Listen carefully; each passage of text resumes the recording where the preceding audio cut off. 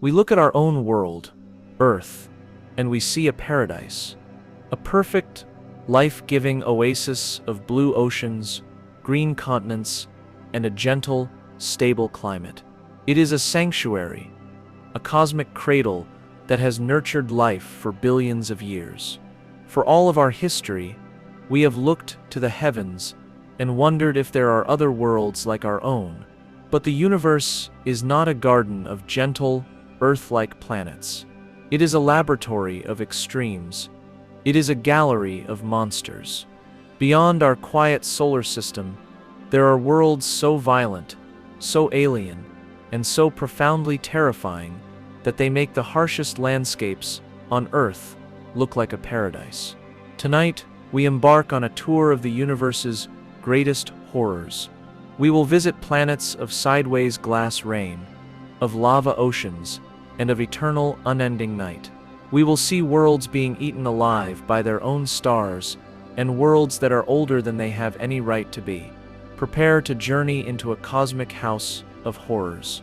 These are the most terrifying planets ever discovered. Before we can begin our tour of cosmic nightmares, we must first ask a fundamental question. How do you find a planet in the first place? How do you spot a tiny, dark world, no bigger than a grain of sand in a vast desert, orbiting a star that is trillions of miles away? A star is a colossal, brilliant furnace, outshining its planets by a factor of 1,000,000,000 to 1. Directly imaging an exoplanet is like trying to spot a firefly hovering next to a searchlight from 1,000 miles away. For centuries, it was a task deemed impossible. But in the late 20th century, human ingenuity found a way. We learned not to look for the planet itself, but for the subtle, ghostly shadow it casts upon its star. The first of these revolutionary techniques is called the transit method. It is a method of beautiful simplicity and profound power. We point our most powerful telescopes, like the legendary Kepler Space Telescope or its successor TESS, at a single patch of sky, and we watch hundreds of thousands of stars at once. We measure their brightness with incredible precision over and over again, and we wait. We wait for a telltale, almost imperceptible dip in a star's light, a tiny momentary dimming that repeats at a regular interval. This dip is the signature of a planet. It is the shadow of a world passing, or transiting, in front of its star from our point of view.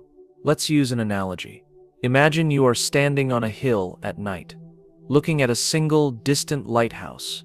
Suddenly, you see its brilliant beam dim for just a second. A few minutes later, it happens again and again.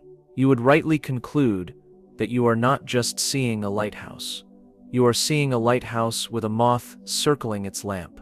The transit method is how we find the cosmic moth. From the amount of light that is blocked, we can calculate the size of the planet. From the time it takes to orbit, we can calculate its distance from its star. The second primary technique is even more subtle. It is called the radial velocity method, or the wobble method. We think of a planet as orbiting a star, but this is not quite true. A planet and its star orbit their common center of mass. Because the star is so much more massive, this center of mass is usually inside the star itself, but it is not at its exact center. This means that as a planet orbits, it doesn't just circle the star, it causes the star to perform its own tiny counter-orbit. The star wobbles. Imagine a professional athlete in the hammer throw event. As they spin the heavy, metal ball around, their own body has to lean back and wobble in a small circle to counteract the immense force. We cannot see the hammer, but by watching the wobble of the athlete, we can infer that the hammer is there, and we can even calculate its mass. The radial velocity method is how we watch for the wobble of a star. We do this by looking at the star's light. As the star wobbles towards us, its light waves are compressed, shifting towards the blue end of the spectrum. As it wobbles away, its light waves are stretched, shifting towards the red. By measuring this tiny rhythmic Doppler shift in the starlight, We can detect the presence of an unseen planet and even measure its mass. These two methods, the transit and the wobble, have opened the floodgates of discovery. In the last 3 decades, we have gone from knowing of 0 planets outside our solar system to confirming the existence of over 5,000. We have opened a Pandora's box of new worlds, but these methods have a built-in bias. They are best at finding the planets that are easiest to find, the big ones, and the ones that are very, very close to their stars. This is why our first discoveries were dominated by a class of worlds known as hot Jupiters, giant planets in scorchingly close orbits. They are the low-hanging fruit of the galactic orchard, and as we are about to see, they are also some of the most violent, hostile, and utterly terrifying places in the entire universe. Our tour of cosmic horrors begins 64 light-years away, in the constellation of Vulpecula. Here we find a star very similar to our own Sun, and orbiting this star is a planet that from a distance looks deceptively beautiful.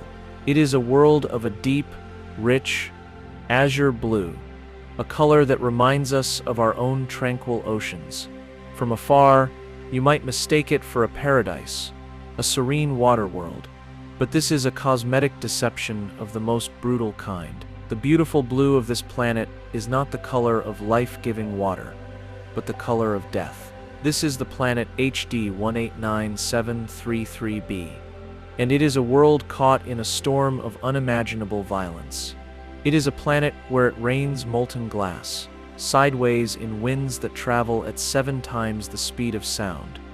HD 189733b is a hot Jupiter, a gas giant slightly larger and more massive than our own Jupiter.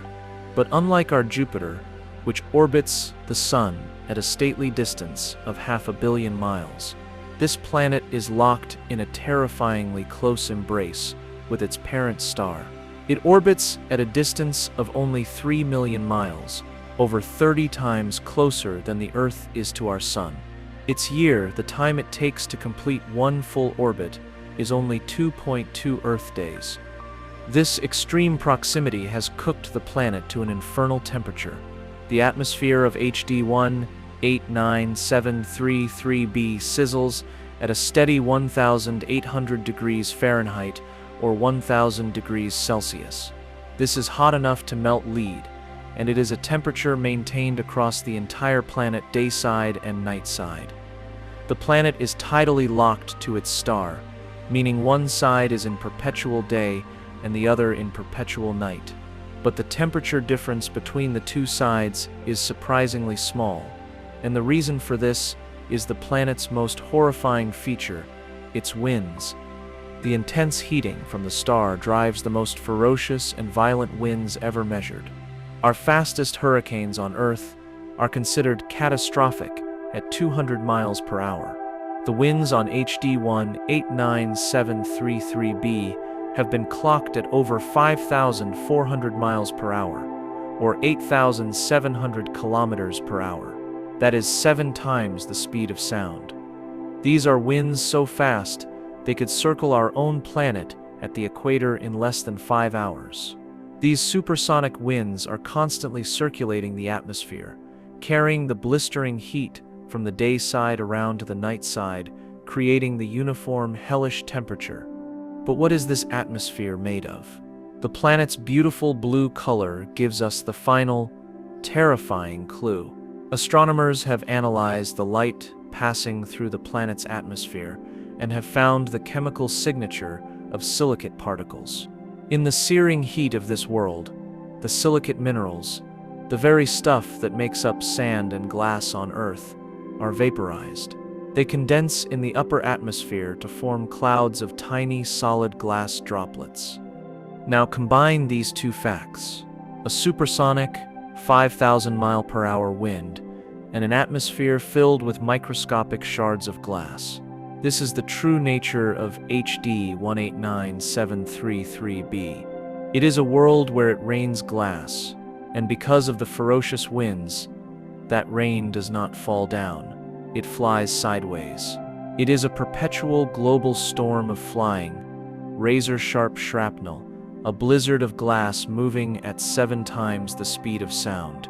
Any spacecraft, any probe, any form of life we can imagine would be instantly sandblasted, shredded, and vaporized by this beautiful blue and utterly lethal world. It is a vision of hell, painted in the most beautiful color. But as terrifying as a world of flying glass may be, it is only our first stop. We now journey to a world that is even hotter and even more geologically violent. A world where the oceans are made of lava and the rain is made of rock. We have just escaped the supersonic glass storm of HD 189733b. We now journey 200 light-years from Earth to a world that makes that glass planet look like a temperate paradise.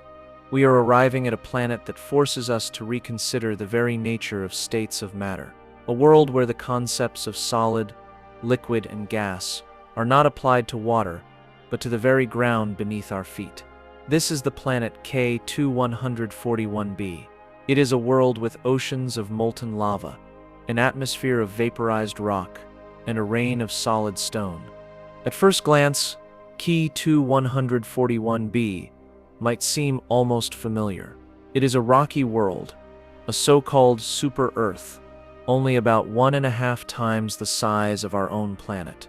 It is made of the same basic materials, but that is where the similarity ends. For this Earth-like world is in an orbit of almost suicidal proximity to its star, an orange dwarf. Its year, the time it takes to make one full circuit, is the shortest ever discovered for a rocky planet. It takes only 7 hours. This planet is spinning around its star like a child's toy on a string. Because of this extreme proximity, the planet is tidally locked. One side is forever baked in the unholy glare of its star, while the other side is turned away, frozen in an eternal, absolute night. This creates a planet of two faces, a cosmic embodiment of fire and ice. Let's first visit the day side. The star, from this vantage point, would be a monstrous, terrifying orb that would fill a huge portion of the sky. The temperature on this sun-blasted hemisphere is estimated to be over 5,000 degrees Fahrenheit, or 2,760 degrees Celsius. This is hotter than the melting point of rock. The entire day-lit side of K2141b is not solid. It is a vast, global, incandescent ocean of molten lava, estimated to be over 60 miles, or 100 kilometers, deep. Let's use an analogy. Imagine taking the planet Earth and placing it inside a celestial blast furnace. The oceans would boil away in an instant. The continents would glow red, then white, and then they would melt, slumping into a single planet-wide sea of molten magma. This is the permanent state of the day side of K2141b. It is a true lava world. But the horror does not stop there. At these extreme temperatures, the molten rock itself begins to evaporate. The lava ocean boils, creating a thin, searing atmosphere of vaporized rock. The air itself is made of gaseous silicon dioxide, the same substance as quartz on Earth.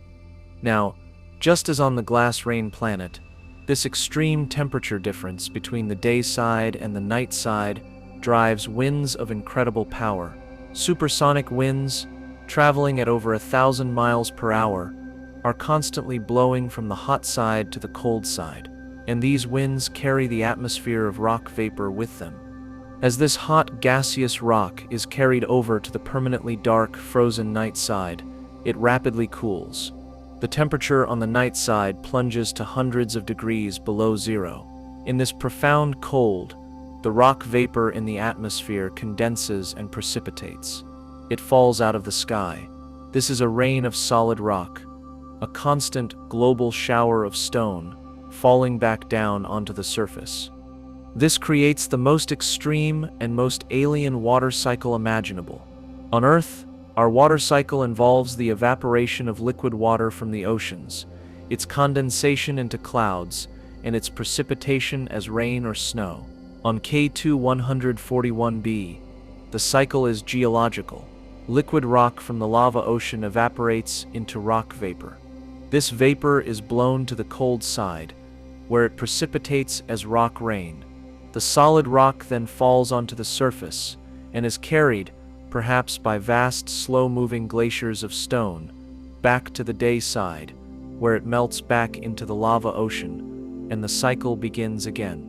It is a planet that is constantly turning itself inside out, a world of eternal, violent geological recycling.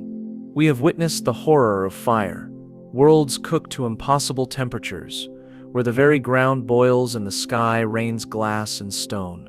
But there is another kind of horror in the cosmos, a horror born not of fire, but of ice, a horror not of proximity, but of absolute, eternal isolation. We now journey to the loneliest places in the entire galaxy, to worlds that have no sun, no dawn, and no warmth. We seek out the ghosts of the cosmos. We are hunting for a rogue planet. A rogue planet is a world that does not orbit a star. It is a cosmic orphan, a planet that was born in a solar system, but was then violently ejected by the chaotic gravitational interactions of its larger siblings. It is now a wanderer, untethered and unbound, destined to travel through the cold, dark void between the stars for all of eternity. Let us imagine we are standing on the surface of such a world. The first thing we would notice is the darkness, a darkness more profound and more absolute than anything we can experience on Earth. The sky would be perfectly, completely black.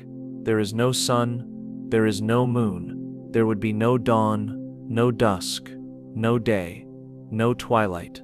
There is only an unending, unchanging, and eternal night. The only light would be the faint, cold, and distant pinpricks of the faraway stars. They would not twinkle. With no atmosphere, their light would be hard, steady, and mercilessly distant. And because the planet is not orbiting anything, these stars would never move. The constellations would be frozen in the sky, a permanent, unchanging celestial wallpaper. The next thing we would notice is the cold. A cold so deep it would make the harshest Antarctic winter feel like a summer's day. With no star to warm it, the surface temperature of a rogue planet would plummet to nearly absolute zero, just a few tens of degrees above the theoretical point at which all atomic motion ceases. The temperature would be around -400 degrees Fahrenheit or -240 degrees Celsius. At these temperatures, the atmosphere would freeze solid, falling to the ground as a thick blanket of nitrogen and oxygen snow. The oceans, if it ever had any, would be frozen to their very depths, a crust of ice thousands of miles thick. It is a world in the deepest of deep freezes. So how do we find these cosmic ghosts? They emit no light. They reflect no light. They are almost perfectly invisible. We find them through a rare and beautiful accident of cosmic alignment, a technique called gravitational microlensing. According to Einstein, mass warp spacetime, when a rogue planet happens to pass directly in front of a much more distant star from our point of view, its gravity acts like a lens. It bends and magnifies the light of the background star, causing it to brighten for a brief period, a few hours or a few days, and then fade again. This fleeting characteristic brightening is the only signature these dark wanderers leave on the cosmos. And from these rare events, we have made a shocking discovery. Rogue planets are not rare. They are common. In fact, our models and our observations suggest that there could be billions or even trillions of these orphan worlds in our Milky Way galaxy alone. There may be more rogue planets wandering the darkness than there are stars shining in the sky. The galaxy is haunted by a vast, unseen population of these dark, frozen worlds. And this leads to a final, profound, and deeply haunting question. In this world of eternal night and absolute cold, could there be life? It seems impossible. But if this rogue planet is large enough, a super-Earth, its core could still be molten, heated by the slow decay of radioactive elements. This internal heat could be enough to maintain a liquid water ocean, buried deep beneath the miles-thick crust of surface ice. It would be a subglacial ocean, a dark, hidden sanctuary of warmth. Life in such an ocean would be utterly alien. It would never know the light of a sun. It would evolve in a world of absolute darkness, powered not by photosynthesis, but by the chemical energy seeping from hydrothermal vents at the bottom of its ocean. It would be a lonely, isolated, and completely self-contained biosphere, a single spark of life on a ghost ship, sailing through the eternal, empty ocean of the galaxy. We return now from the cold, lonely darkness of interstellar space, back to the fiery realm of the hot Jupiters. We have seen worlds of torment, of fire, and of storm. But we are now about to visit a world that is not just tormented by its star, but is being actively murdered by it. We journey 750 light-years away to witness a world in its final agonizing death throes, a planet that has been deformed, stretched, and is being slowly and systematically devoured by its own parent star. This is the planet WASP-12b, and it is a cosmic vampire's victim. WASP-12b is a gas giant, about 1.5 times the mass of Jupiter, and it is in an orbit of suicidal, almost unbelievable proximity to its star, a yellow dwarf slightly hotter than our own Sun. It orbits at a distance of only 2.1 million miles. This is a tiny fraction of the distance between Mercury and our Sun. It is so close that its year, the time it takes to complete one full orbit, is just over one Earth day. It is practically skimming the surface of its own star. This extreme proximity has two horrifying consequences. The first is the temperature. The day side of WASP-12b, which is tidally locked to forever face its star, is cooked to a temperature of over 4,600 degrees Fahrenheit, or 2,500 degrees Celsius. This is one of the hottest exoplanets ever discovered. It is so hot that it is hotter than many small stars. It is a planet that is literally as hot as a star. But it is the second consequence that makes this world a true cosmic horror: the tidal forces. We have discussed tidal forces before, the stretching effect caused by a difference in gravitational pull. For WASP-12b, these tidal forces are not just a gentle stretch. They are a planetary executioner. The star's gravity is pulling on the near side of the planet with a force that is titanically, unimaginably stronger than the pull on its far side. This differential pull is so extreme that the planet has been distorted. It is no longer a sphere. It has been stretched into the shape of an egg, or a rugby ball, its pointed end aimed directly at the star that is destroying it. Let us use an analogy. Imagine a malevolent, giant hand, the size of a star, has reached out and grabbed a rubber ball, the size of a planet. The hand is squeezing the ball, deforming it, and its gravitational fingers are digging into the ball's very substance, peeling its layers away. This is the reality of WASP-12b. The planet is being actively torn apart. The star's gravity is so powerful that it is overcoming the planet's own gravity. It is physically lifting the atmosphere off the planet and pulling it away. WASP-12b is bleeding its very substance into space. Astronomers, using the Hubble Space Telescope, have observed this process directly.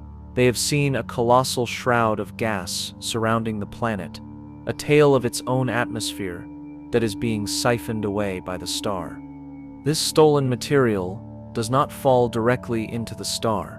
Instead, it is being pulled into a vast, swirling, incandescent accretion disk around the star. The planet is feeding its own executioner. It is a cosmic vampire slowly and systematically draining the lifeblood from its planetary victim. And the rate of this consumption is astonishing. The star is devouring its planet at a rate of nearly 200 trillion tons per second. WASP-12b is a dying world. It is losing its battle against its own sun. Based on the rate of mass loss, astronomers have calculated its remaining lifespan, It has, at most, about 10 million years left before it is completely and utterly consumed. 10 million years may seem like a long time to us, but on a cosmic timescale, it is a fleeting instant. We are not just looking at a planet, we are looking at a murder in progress. We are witnessing the final, agonizing moments of a world being erased from the universe. Our journey through the gallery of cosmic horrors has so far taken us to worlds of extreme violence, of fire, of ice, and of planetary murder. But there is another kind of horror, a more subtle and more intellectual kind. A horror born from a discovery that seems to violate our most fundamental understanding of how the universe works. A horror of a world that simply should not exist. We now journey to the ancient past of our galaxy, to a place where planets were not supposed to be born. We seek out a celestial zombie, a survivor of an impossible age. This is the story of PSRB 162026b, the Methuselah planet. To understand why this planet is so terrifying, we must first travel to its home. It does not live in a quiet, suburban neighborhood like our solar system. It lives in the galactic equivalent of a dense, chaotic, and ancient inner-city slum. It lives inside a globular cluster. A globular cluster is one of the oldest structures in the entire universe. It is a vast, spherical, an incredibly dense swarm of hundreds of thousands of stars, all born at the same time, in the very dawn of our galaxy. The stars in a globular cluster are ancient, over 12 billion years old, nearly 3 times the age of our own sun. For a long time, astronomers believed that planets could not form in globular clusters.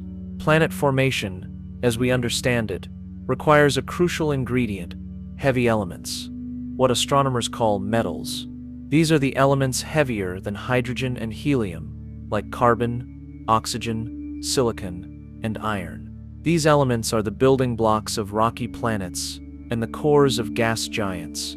But these elements did not exist in the early universe. They are created in the hearts of stars and scattered through space by supernovae. The ancient stars of globular clusters were born from primordial gas that was almost entirely hydrogen and helium. There was simply no raw material available to build planets. Globular clusters, we believed, should be barren, sterile environments. And that is why the discovery of the Methuselah planet was so shocking. It is a gas giant, about 2.5 times the mass of Jupiter, and it is orbiting not one, but 2 stars, a bizarre binary pair of stellar corpses. One of its parent stars is a pulsar, a rapidly spinning, city-sized neutron star, the remnant of a supernova. The other is a white dwarf, the cool, dead core of a sun-like star. This planet is living in a graveyard, but it is not its ghoulish home that is the most horrifying thing about it. It is its age. The Methuselah planet is estimated to be 12.7 billion years old. Let's let that number sink in. Our own planet, Earth, is 4.5 billion years old. The Methuselah planet is nearly 3 times as old as the Earth. It was born when the universe itself was less than 1 billion years old.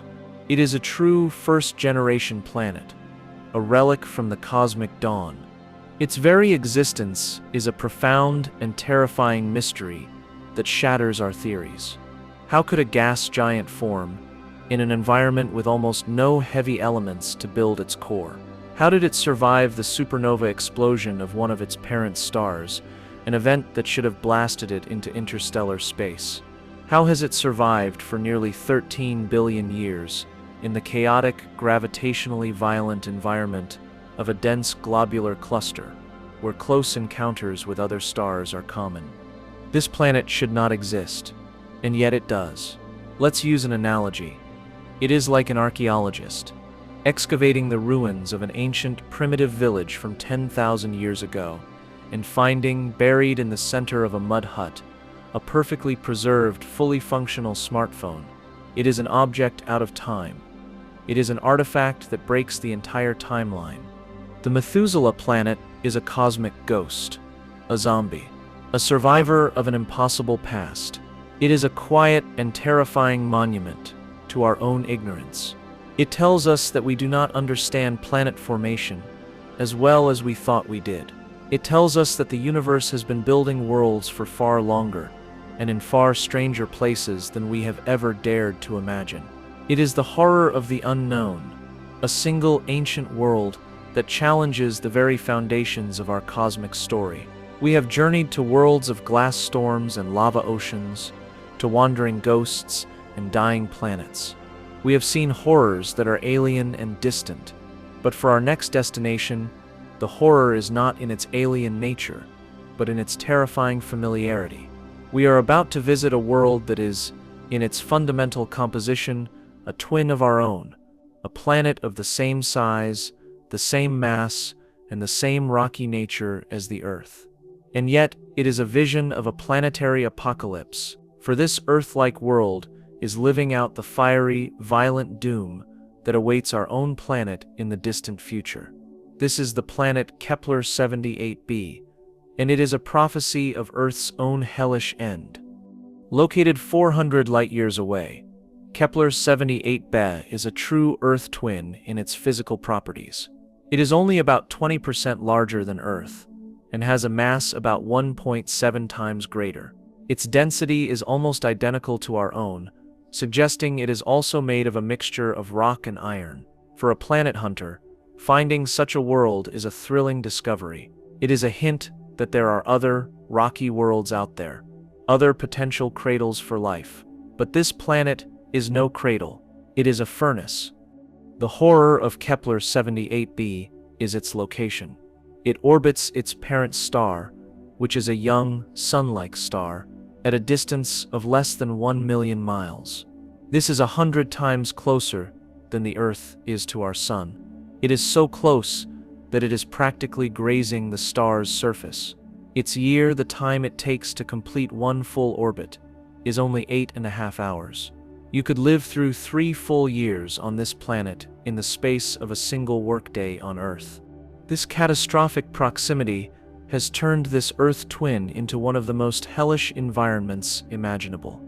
The planet is of course tidally locked, with one hemisphere permanently facing the searing heat of its star. The temperature on this sun-blasted day side is estimated to be over 3,600 degrees Fahrenheit, or 2,000 degrees Celsius. This is a temperature that is not just hot enough to melt rock, but to boil many metals. The entire surface of Kepler-78b is a single, global, permanent ocean of molten lava. Any continents that might have once existed have long since melted and slumped into this planetary sea of magma. Its atmosphere, if it has one, would be a thick, searing blanket of vaporized rock and metallic smog. It is an Earth-sized crucible, a world that has been tortured and melted into a sphere of glowing, liquid stone. Let's use an analogy. This planet is like a perfect, beautiful sculpture of our own world that has been placed inside a celestial blast furnace. We can still recognize the form, the size, the mass, but its gentle, life-giving surface has been transformed into a bubbling, incandescent nightmare. But the true horror of Kepler-78b is not just what it is, but what it represents. It is a preview of our own planet's ultimate fate. In about 5 billion years, our own sun will exhaust the hydrogen fuel in its core and will begin to expand into a red giant. Its outer layers will swell, growing larger and larger and cooler and redder. This expanding sun will be a bringer of doom. It will swallow Mercury, it will swallow Venus, and it will swell to reach, and perhaps engulf, the orbit of the Earth. Long before it is swallowed, our planet will be sterilized and destroyed.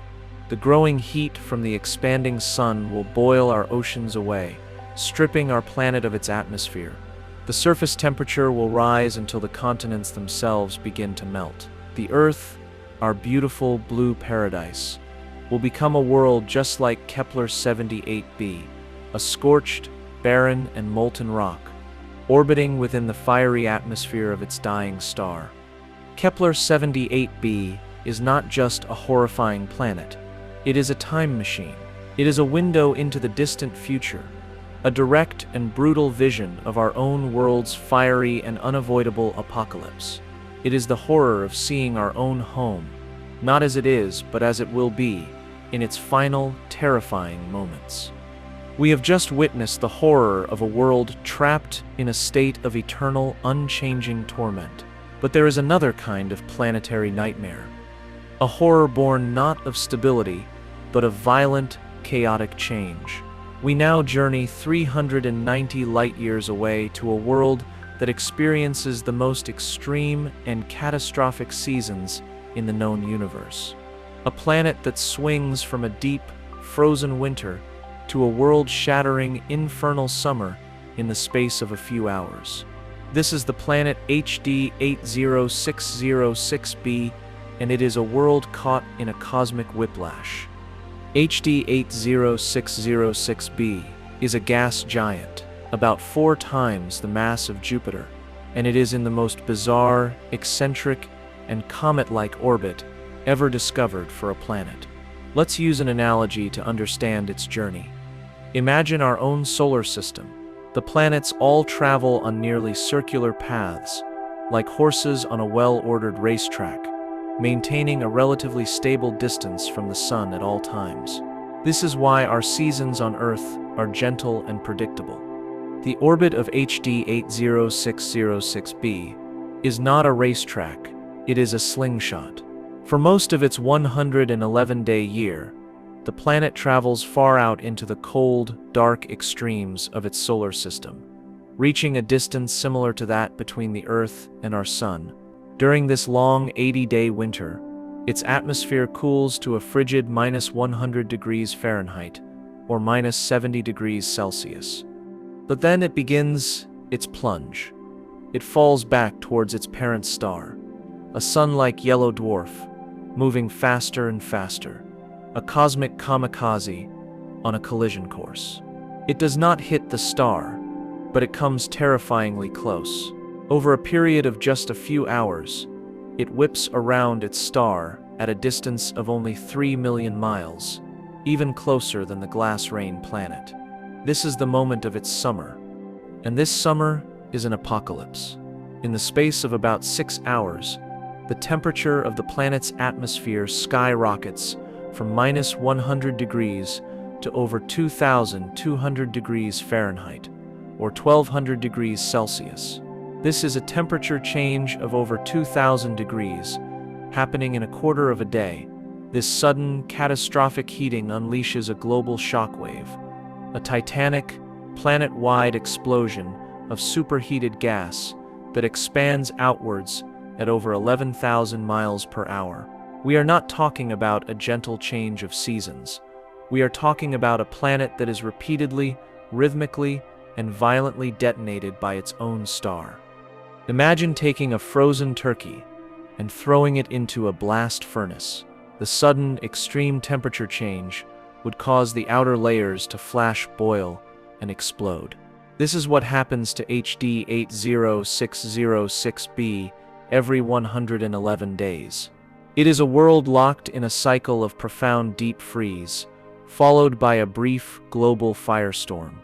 The storms on this world would be unlike anything we can imagine. The supersonic shockwave would trigger hurricanes and vortices larger than the Earth, with winds that would make Jupiter's great red spot look like a gentle breeze. Its atmosphere would be a churning, chaotic hellscape of superheated hydrogen, constantly being shocked and blasted by its star. The existence of this planet is a profound puzzle. How a gas giant could form, or end up in such a bizarre and self-destructive orbit, is a deep mystery. It may be the survivor of a violent gravitational war with other planets in its system's past. It may have been an intruder from another system that was captured by this star. Whatever its history, its present is a state of constant cyclical violence. It is a world that is not just horrifying in its stable state, but in its very rhythm, its very pulse. It is the planet of the ultimate, and most terrifying heat wave. We have journeyed through worlds of fire and storm, of violence and of chaos. We now travel to a world where the horror is more subtle, a horror born not of destruction but of an almost obscene level of wealth. A world where the most precious materials on Earth are as common as sand. We journey 41 light-years away to the constellation of Cancer, to a super-Earth that is one of the most exotic and bizarre worlds ever discovered. This is the planet 55 Cancri E, the Diamond Planet. At first glance, this world seems almost Earth-like. It is a rocky planet, about twice the size of Earth and 8 times its mass, but it orbits its parent star, a star very similar to our Sun, at an incredibly close distance, about 70 times closer than Earth. Its year lasts only 18 hours. Because of this proximity, it is scorchingly hot, with a surface temperature of over 4,000 degrees Fahrenheit, or 2,200 degrees Celsius. It is a world of fire, like others we have seen. But the true strangeness of 55 Cancri lies not in its temperature, but in its chemistry. Our own solar system, and our planet, is relatively carbon-poor. We are a system rich in oxygen and silicon, which is why our world is made of silicate rocks. But the 55 Cancri system is different. Observations of its star show that it is incredibly rich in carbon, and if the star is rich in carbon, then the planets that formed from the same primordial disk must be as well. This is the key to understanding this world. On a planet that formed in such a carbon-rich environment, the fundamental geology is completely different. The planet would not be made of granite and basalt. It would be made of carbon compounds. And under the immense pressures and temperatures in the planet's interior, what form does carbon take? It takes the form of diamond. Let us use an analogy. Imagine a planet where water is the most common mineral. The crust would be made of ice. The mountains would be glaciers, and deep inside, the pressure would create exotic, high-pressure forms of ice. Now replace the water with carbon. The crust would be made of graphite and tar. The mountains might be spikes of pure carbon crystal. And deep inside, the immense pressure, thousands of times greater than the pressure that forms diamonds on Earth, would have crushed a significant portion of the planet's mass into a single planet-sized diamond. The interior of 55 Cancri is likely a colossal solid diamond core. A layer of this diamond, thousands of miles thick, is likely surrounded by a strange, gooey ocean of liquid carbon, a sea of tar and carbides, and the atmosphere would be a thick, toxic smog of carbon monoxide and hydrogen cyanide. It is a world built not from the familiar geology of Earth, but from the alien chemistry of carbon. The horror of this world is a horror of twisted value. Imagine standing on its surface. The ground beneath your feet, the mountains in the distance, the very core of the world. It is all made of a material that on Earth is a symbol of rarity, beauty, and wealth. On this world, diamond is just dirt. It is as common and as worthless as gravel.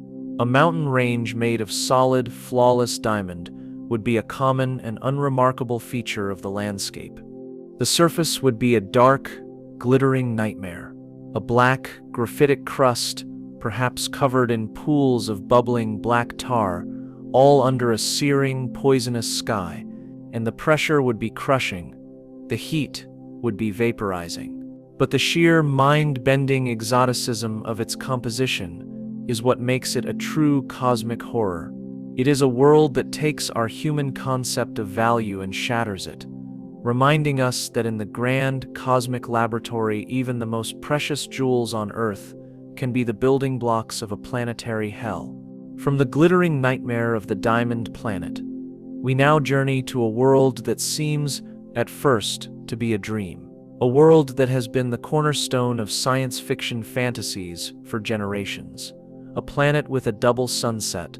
We journey 300 light-years to the constellation of Cygnus, to a world that proves that one of the most iconic images in all of science fiction is, in fact, a scientific reality. But we will soon see that the reality of such a world is far more complex and far more terrifying than our dreams ever imagined. This is the planet Kepler-16b. Kepler-16b is the first and most famous circumbinary planet ever discovered. This means it is a planet that orbits not one, but two stars. Its home system is a pair of smaller, cooler stars than our Sun, an orange dwarf and a red dwarf, that are locked in a close, intimate dance, orbiting each other every 41 days, and orbiting this chaotic, swirling, gravitational center is Kepler-16b itself. The planet is a cold gas giant, about the size of Saturn. It takes 229 days to complete one full orbit around its twin parent stars. The view from the upper atmosphere of this world would be a spectacle of breathtaking and disorienting beauty. You would see not one, but two suns in your sky, a larger, brighter orange sun and a smaller, dimmer red one. They would move through the sky in a complex, ever-shifting dance. Sometimes they would be far apart, creating two separate shadows. Sometimes they would be close together, a brilliant cosmic pair. And sometimes, one would pass in front of the other, creating a spectacular stellar eclipse. The sunsets and sunrises on this world would be a symphony of light and shadow, a constantly changing celestial ballet. But this beautiful view hides a deep and terrifying gravitational chaos. Let's use an analogy. Imagine trying to live on a small boat in the middle of a whirlpool, created by two massive, swirling ocean liners. The gravitational environment of a circumbinary planet is just as chaotic.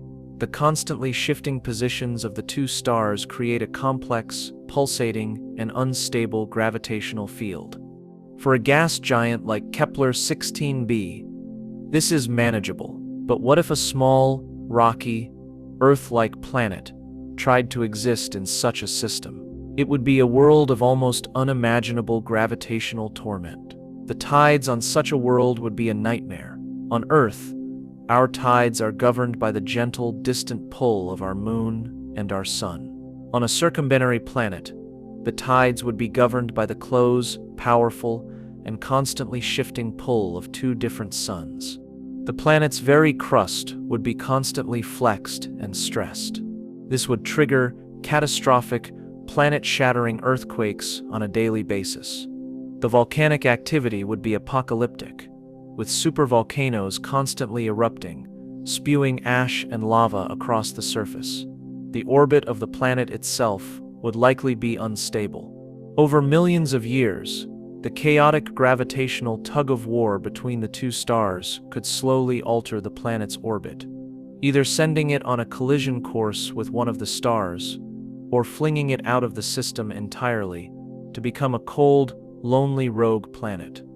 The existence of Kepler-16b was a triumph of our planet-hunting methods. It proved that planets can and do form in these complex, chaotic environments. But it also taught us that the beautiful dream of a double sunset would, for any world like our own, be a reality of constant, world-breaking gravitational violence.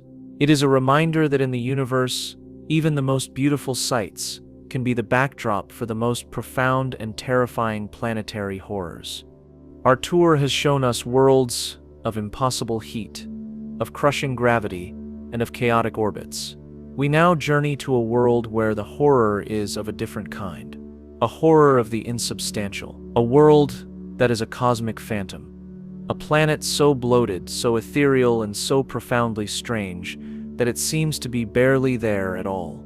We are visiting a puffy planet, a world with the density of styrofoam, a gas giant that is a cosmic ghost. One of the most extreme examples of this class of world is the planet Kelt 11b, located 320 light-years away. This planet is a true celestial behemoth in terms of its size. It is about 40% larger than our own Jupiter. It is a true giant, a world of immense physical dimensions. But this is where the familiarity ends. For this colossal world has a mass that is astonishingly small. It contains only about 1/5 the mass of Jupiter.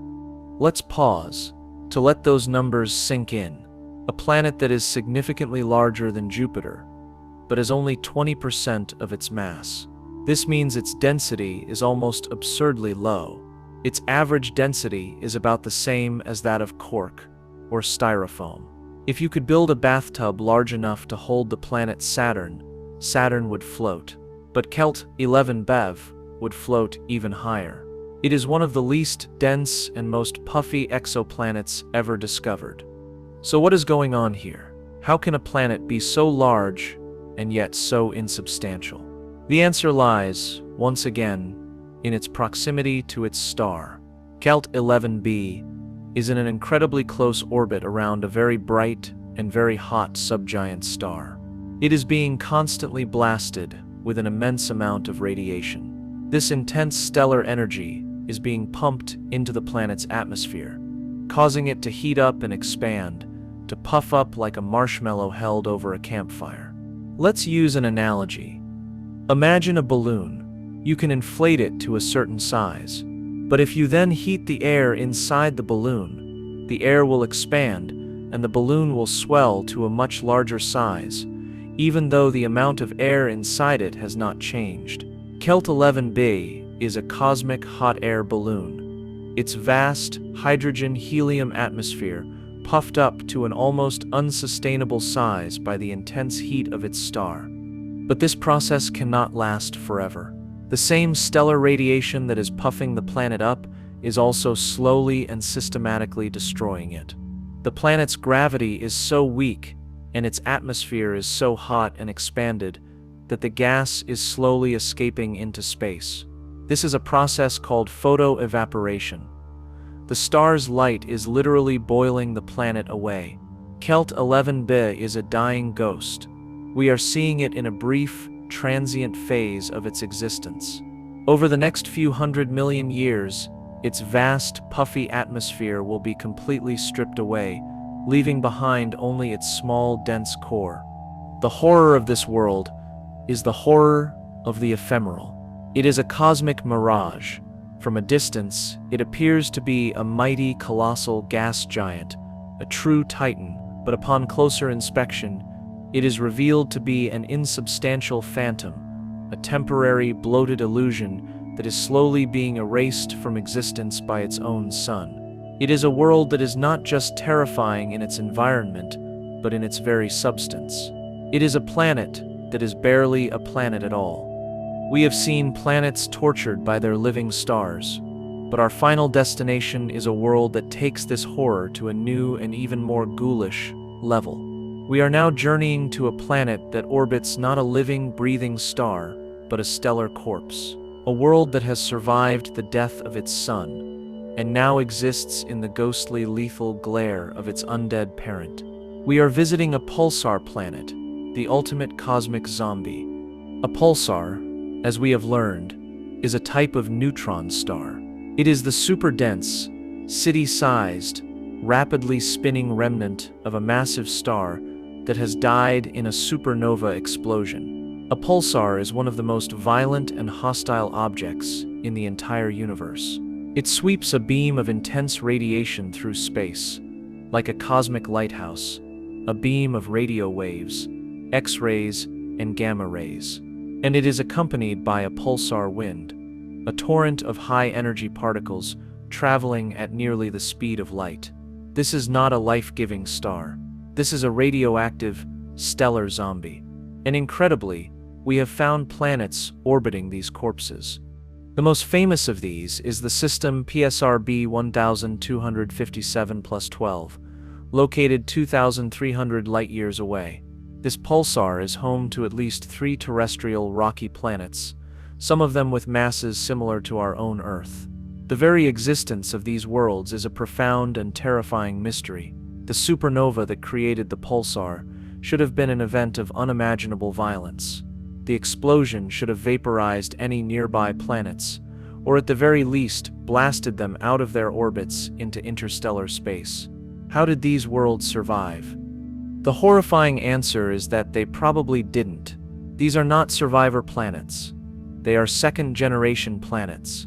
They are zombie worlds, formed from the debris of the dead star itself. Let's create an analogy. Imagine a great, beautiful tree, with several apples growing on its branches. A bolt of lightning strikes the tree, and it explodes into a million pieces. The original apples are destroyed. But now, from the smoldering, dead stump of the tree, a strange, new, and unnatural kind of fruit begins to grow. This is the pulsar planet system. The original planets were destroyed in the supernova, but a disk of fallback material, the dead matter from the explosion, formed around the newly created neutron star. And from this disk of death, a new family of planets was born. These worlds are not made of the primordial, hydrogen-rich gas of a normal solar system. They are made of the exotic, heavy elements forged in the heart of the dead star. They are worlds made of pure nuclear ash, and their existence is a perpetual nightmare. Imagine standing on the surface of one of these worlds. There is no gentle, warming sunlight. Instead, your sky is dominated by the terrifying strobing pulse of the central pulsar, flashing its beam of radiation across your world hundreds of times per second. The planet would be bathed in a constant, lethal flood of X-rays and gamma rays. The pulsar wind would be slamming into the planet's magnetic field, creating the most intense and violent auroras imaginable, a permanent, ghostly, and deadly light show in the sky. The surface of the planet would be utterly sterile, scoured clean of any possibility of life. It is a world born from death, orbiting a corpse, and bathed in a constant torrent of lethal radiation. It is the ultimate cosmic graveyard. It is a true zombie planet, a testament to the fact that even in the aftermath of the universe's most violent explosions, planets can be born. But the worlds that are born in such a place are not worlds of life. They are worlds of unending, radioactive horror. Our tour of the cosmic house of horrors is at an end. We have journeyed through a gallery of nightmares, from the supersonic glass storms of HD 189733b to the zombie worlds orbiting a dead star. We have seen planets being eaten alive, planets with oceans of lava, and planets that are older than they have any right to be. We have learned that the universe is not a gentle nursery of Earth-like worlds. It is a laboratory of extremes, a place where the laws of physics can conspire to create environments of the most profound and absolute terror. These worlds are more than just cosmic curiosities. They are a profound and humbling lesson. They are a mirror that we can hold up to our own world, a mirror that shows us how precious, how rare, and how fragile our own paradise truly is. Every horror we have witnessed is a testament to the perfect, delicate balance that makes life on Earth possible. Our world is not too hot and not too cold. It is in a stable, circular orbit around a calm, long-lived star. It is protected by a magnetic field, blessed with an atmosphere of breathable gas, and covered in oceans of life-giving liquid water. For every one of the horrifying worlds we have visited, there are a million things that had to go exactly right for our own world to exist. In our search for life beyond Earth, we are often filled with a sense of loneliness, a feeling that we are a single, isolated outpost of consciousness in a vast, empty cosmos. But perhaps we should also be filled with a sense of profound gratitude. Gratitude that we were born on this world and not on a planet of sideways glass rain. Gratitude that we live under a single gentle sun and not in the chaotic glare of a double star system. Gratitude that we orbit a living star and not a radioactive corpse. The universe is filled with monsters, but by studying them, by staring into the heart of their beautiful, terrifying, and violent existence, we learn to appreciate the sanctuary that we call home. The greatest lesson of the most horrifying planets in the universe is a simple one. There is no place like Earth, and we must protect it.